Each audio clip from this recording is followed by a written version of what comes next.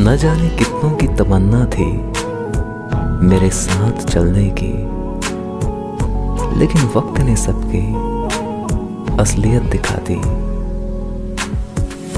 ये सोचना तुम्हारा गलत है कि तुम पर नजर नहीं। बेशक मशरूफ हम बहुत हैं मगर बेखबर नहीं। खास तो हम बहुत हैं उनके लिए, लेकिन उनकी फुर्सत के हिसाब से।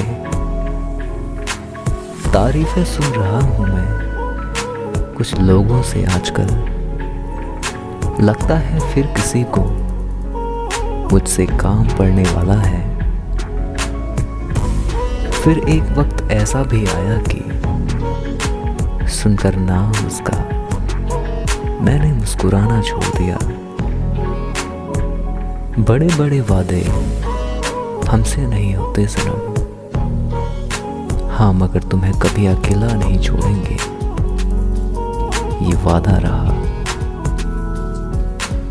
डाकिए के भेष में आया था वक्त, एक खाली यादों का लिफाफा दे गया। हाल जब भी पूछते हैं तो खैरियत ही बताते हो।